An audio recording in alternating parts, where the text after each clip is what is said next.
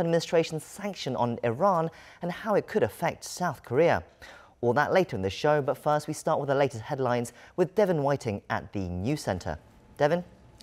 Hi, Jung-ho. U.S. National Security Advisor John Bolton says North Korea has to start taking concrete steps to denuclearize. Speaking to Fox News, he also said President Trump is willing to send Secretary of State Mike Pompeo back to Pyongyang to keep the dialogue going. Park Hee-jun reports. U.S. National Security Advisor John Bolton says President Trump has offered to send Secretary of State Mike Pompeo to Pyongyang once again to meet with North Korean leader Kim Jong-un and continue negotiations on denuclearization. In an interview with Fox News on Tuesday, Bolton revealed that Trump made the proposal in his most recent letter to Kim, delivered to North Korean Foreign Minister Ri Yong-ho during last week's ASEAN Regional Forum in Singapore. But contrary to Bolton's remarks, the U.S. State Department said it has nothing to reveal at this point. Spokesperson Heather Nauert told reporters there's nothing to announce concerning any future trip to North Korea by Mike Pompeo, but said she isn't going to predict what could happen, leaving possibility of another visit open. Bolton also said that although there aren't any plans yet for a second summit between Kim and Trump, President Trump is prepared to meet at any point. He added that what's really needed isn't more rhetoric, but North Korea making progress on denuclearization. Bolton also dismissed North Korea's calls for an easing of sanctions and reiterated that the Trump administration will continue to enforce them until the Norths complete denuclearization. And while the U.S. has lived up to its side of the agreement reached in Singapore, he said he felt North Korea was not doing enough. Although the North returned 55 boxes of remains of presumed American soldiers killed during the Korean War, Bolton downplayed its significance, saying it's just one part of the agreement and that it should return the remains of all foreign soldiers, as there's no point withholding remains from a conflict that ended several decades ago. Park Hee-jun, Arirang News. Meanwhile, there are more concrete signs of North Korea dismantling its main missile test site, that is, the Sohae satellite launching station. Citing satellite imagery from last Friday, a U.S.-based North Korea monitoring website 38 North says Pyongyang is ripping down the steel-based structure of the vertical engine test stand used for developing missile engines. Images also show that North Korea is removing walls at the transfer structure on the launch pad used to support rocket launches. 38 North adds that work on the engine test stand shows North Korean leader Kim Jong-un is respecting the promise he made to President Trump in Singapore, and that work on the launch pad goes beyond that commitment. However, it says these developments should still be seen only as first steps because they could be reversed quickly. South Korea has rejected media reports that there's a ship in a South Korean port carrying coal from North Korea. The Foreign Ministry says that the vessel contains coal from Russia and that Seoul has not violated any of the sanctions on the North. Lee Ji-won has this report. Suspicious vessels continue to dock in South Korean ports despite recent alerts and an investigation into reports that North Korean coal has been imported to the South illegally. VOA reported on Monday that according to the website Marine Traffic, a Belize flag ship, the Jinlong, docked in the southeastern port of Pohang on Saturday and is believed to still be there. Satellite images show the ship had docked last week at the Russian port of Nakhodka near Vladivostok, and next to it was a black material believed to be North Korean coal. And though satellite images do not clearly show whether the coal has been unloaded in South Korea, VOA says there is evidence that the ship did unload coal somewhere. But South Korea's foreign ministry says this does not mean anything illicit was done. The Jinlong was carrying Russian coal when it arrived last weekend, and an inspection of the vessel shows no UN Security Council resolutions were violated.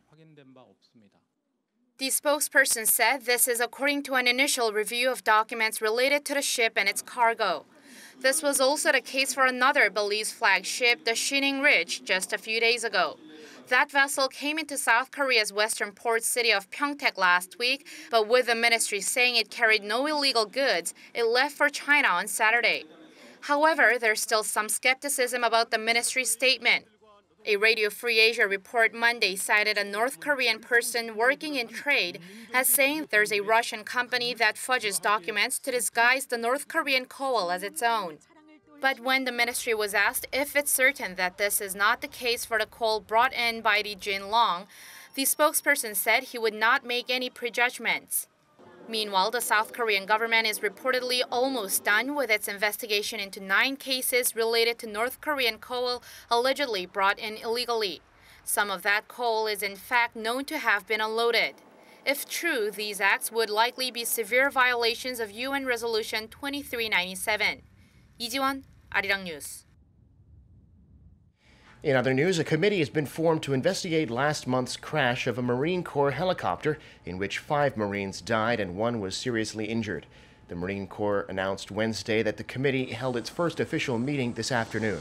It has 37 members, including aviation experts from the private sector, the government, and the military. They were chosen together by the families of the victims and the Marine Corps to ensure a transparent and fair investigation.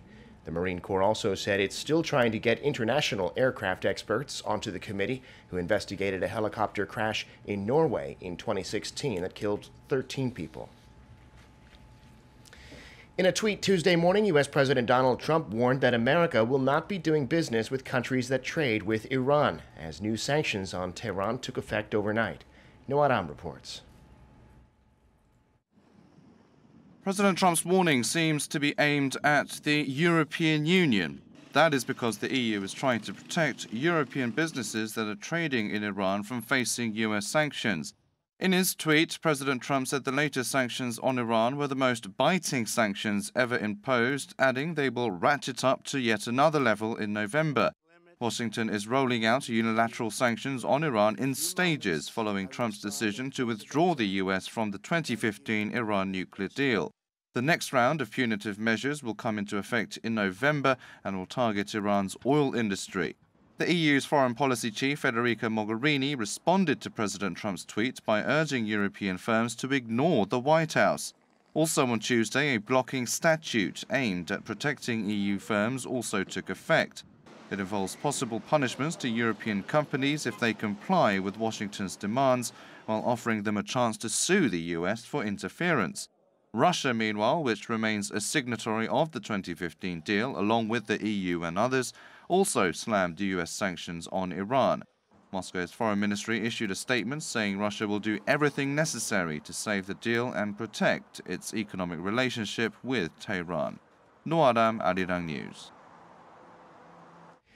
And another salvo from the Trump administration in its trade war with China. The U.S. has announced it'll be imposing 25% tariffs on another $16 billion worth of Chinese goods starting in 2 weeks. Our Ko Ryun-hee reports. The United States has stepped up its trade war with China by announcing a new round of tariffs. According to the U.S. Trade Representative's office on Tuesday, $16 billion worth of Chinese imports will be subject to 25% tariffs starting August 23rd. The office said the move is part of the U.S. response to China's unfair trade practices related to the forced transfer of American technology and intellectual property.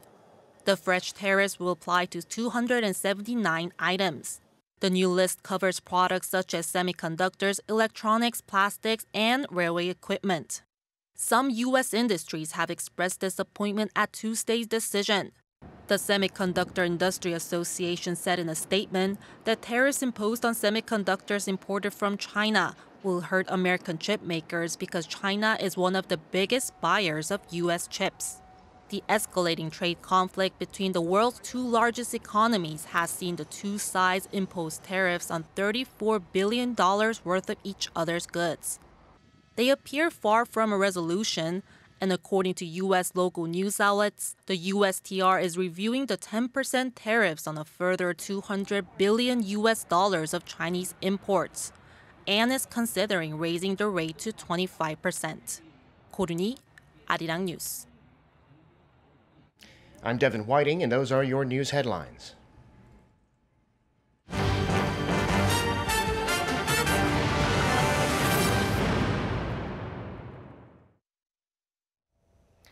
Now imagine driving down the highway with your family in the back when suddenly the engine in your expensive imported car bursts into flames. That's what happened to over 30 BMW owners here in South Korea over the last few months. Thankfully, no one has been injured, but the reason why it's been happening, and only in South Korea, is unclear. BMW have issued a belated apology and a recall, but the South Korean government has also been criticised for its slow and weak response. It's now looking to implement a new punitive damage system that will provide more financial compensation for customers affected by these kinds of incidents in the future. We'll discuss whether these measures are enough with a guest in the studio later, right after this report by our Kim Hyo-sun. The South Korean government is mulling over a wider punitive damage system to deal with the recent BMW auto fire crisis. This comes amid public outrage over the German automaker's lackluster response, despite a continued number of cases of BMW sedans bursting into flames. The punitive damage system is intended to compensate consumers financially in amounts that far exceed the proven damage in cases when the manufacturer is found to have purposely acted illegally. As the class action and punitive damage system require companies to provide a larger amount of financial compensation to consumers, they need to make efforts to compensate them in advance. The proposed system already has support at the National Assembly. We will look into implementing the punitive damages system when consumers are affected by a car maker's failure to quickly identify the cause of a problem. The Korean government is also seeking to adopt stricter criteria for submitting documents related to recalls, levying penalties for insufficient documentation. It also plans to fine the automaker 1% of its earnings when it's found to have attempted to hide or minimize the defects. After recalling over 100,000 vehicles in South Korea, BMW is now widening the recall to Europe, where it plans to recall an additional 324,000 diesel cars. Kim Hyo-sun, Arirang News. Now, to further discuss the situation with BMW as well as other issues of the day, we have with us Professor Shin Soohyeon from Kyung University. Thank you for making the trip in today. Thank you. When you look at the situation with BMW, we're reminded of the emissions ring scandal that happened in 2015 with Volkswagen. What's different this time, of course, is that these cars seem to be only affected in South Korea for some reason. You know, you're not a car expert, so I'm not going to ask you why this has been happening with the engines itself. But when you look at some of the criticisms that's been going towards BMW and South Korean government as well, it's a fact about their slow response. Generally, for now, let's start with just your general response to this incident. Well, in fact, BMW is one of the multinational corporations. The definition of multinational corporations means the companies doing business activities in more than 2 countries. But why they do respond differently from what they do in other countries? Well, I think the first criticism should go to the government. You know, always the multinational corporations are making every effort to maximize their interests in a given conditions. Who are who set the guidelines and the play rules in Korean market? That is the government, and the government should have to have the efficient the rules and regulations to protect the domestic consumers. If any multinational corporations did not put the first priority on maximizing their interest, not the interest of the consumers. So the first criticism should go to the government, Korean government. And the second one is the Congress. I think even Congress right now publicly criticized the BMW. But as you know very well, we had a similar situation before. In 2006 and 2011, we have quite a similar situations. But even at the time, the Korean government did not deal with those cases efficiently. And then after the crisis in 2006 and 2011, the Congress empathized that they will do every effort to protect the Korean consumers' interest.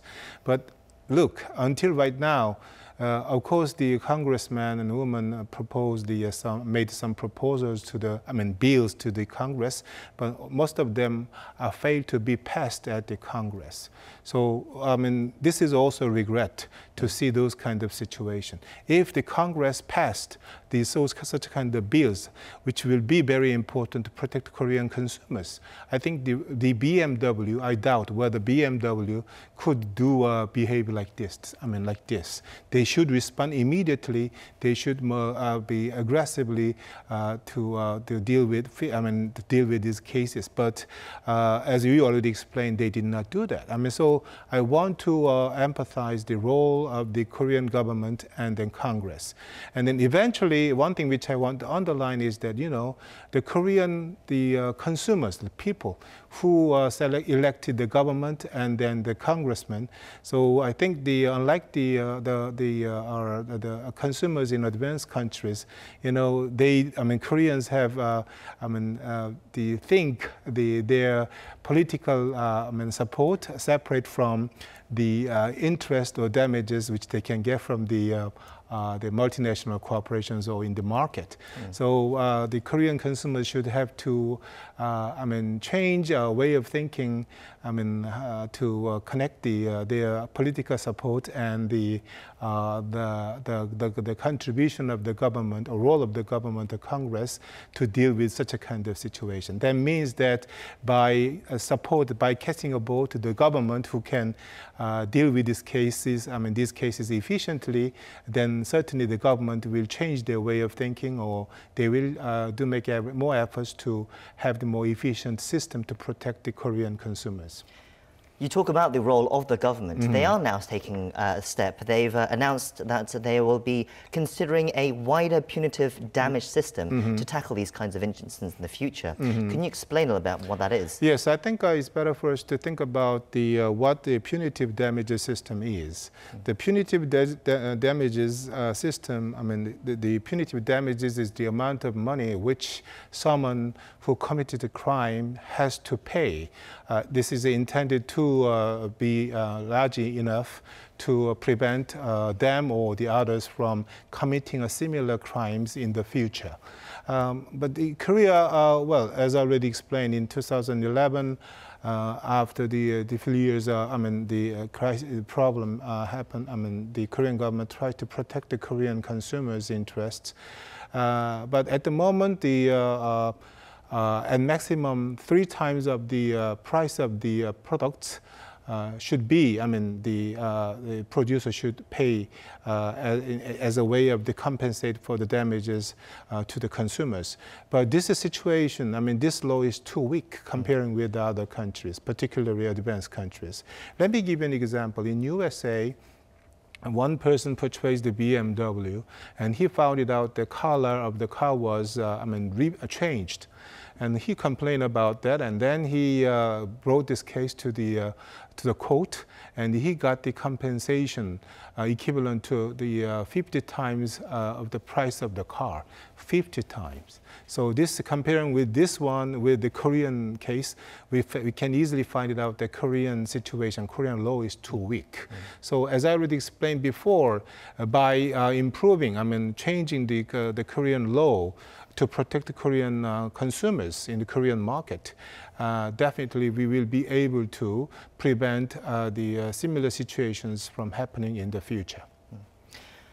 From a wider perspective for South Korean people, you talk about the government taking responsibility, but from South Korean people's perspective, sometimes they feel like the victim here of foreign multinational firms. For example, in the past, we've seen these kind of incidents before where, most famously in 2016, 2011, there was the Oxy disinfectant scandal, which killed like about 100 people.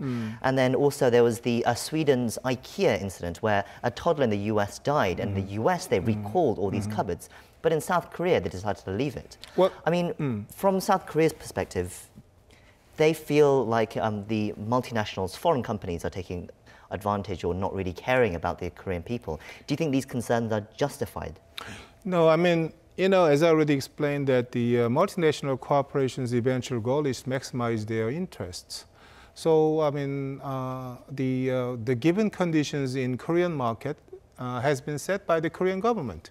Of course, the Korean market the rules and regulations of the Korean market should be different, could be different from the other markets. But certainly, what is certain is that Korean market rule was not that much tight as much as the other advanced markets. That's the reason. The multinational corporations such as BMW, they do just try to take advantage of the given market conditions.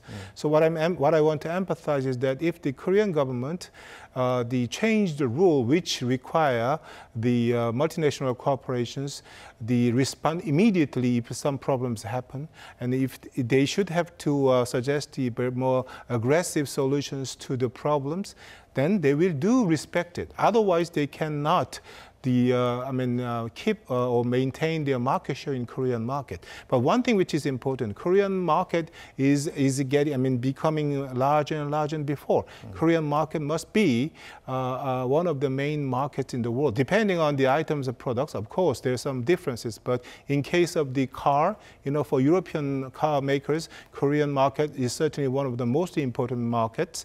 And then for USA automakers, definitely yes. So depending on the market, the items of products, the market conditions can be different, but what I'm certain is that the Korean government should have to make very efficient rules and regulations to protect the Korean consumers. Then we will be able to protect the Korean consumers' interest. Then we will be able to reduce the gap or differences between Korean market conditions and the other advanced market conditions. Well, we'll see what the government changes make now after this latest incident. But while we have you here, Professor, you're an economy expert, so there's one other issue I wanted to talk about. The Trump administration's newly imposed Iran sanctions. Right. Now, obviously, these are sanctions that were there before, but they were reimposed after Trump changed and went back on his deal with the JCPOA deal.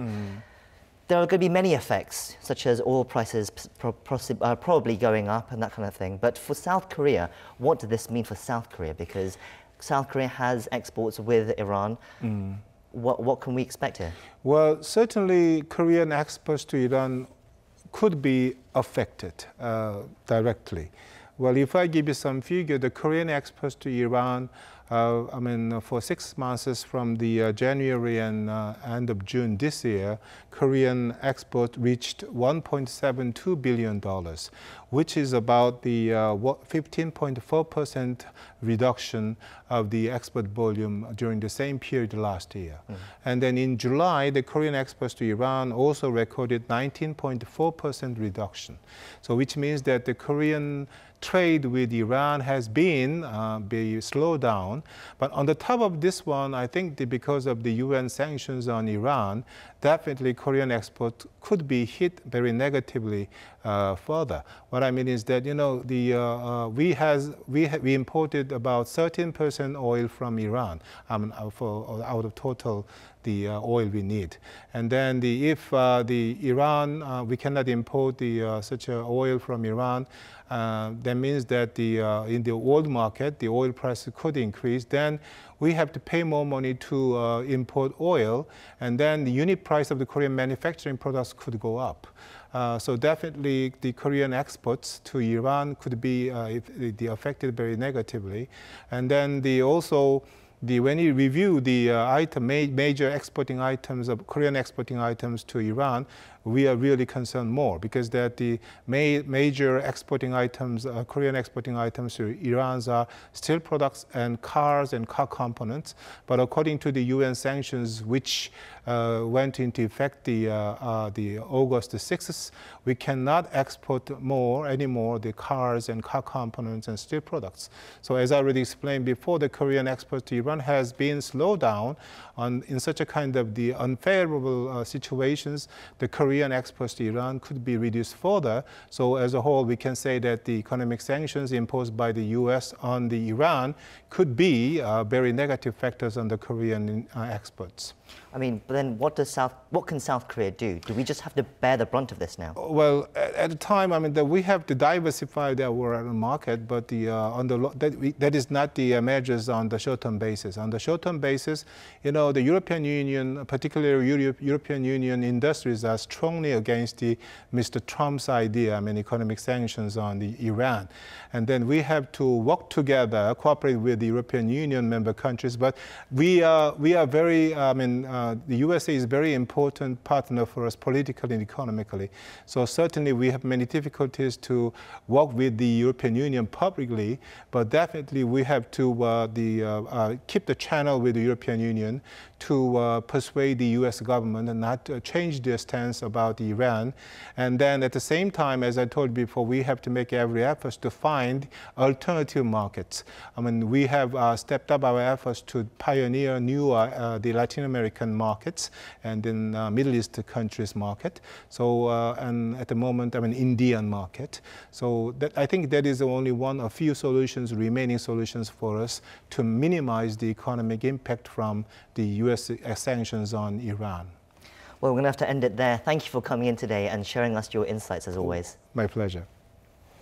That concludes our show. I'll be back tomorrow with more insights and analysis of the day's top stories from our panel of experts. Thank you for watching and goodbye for now.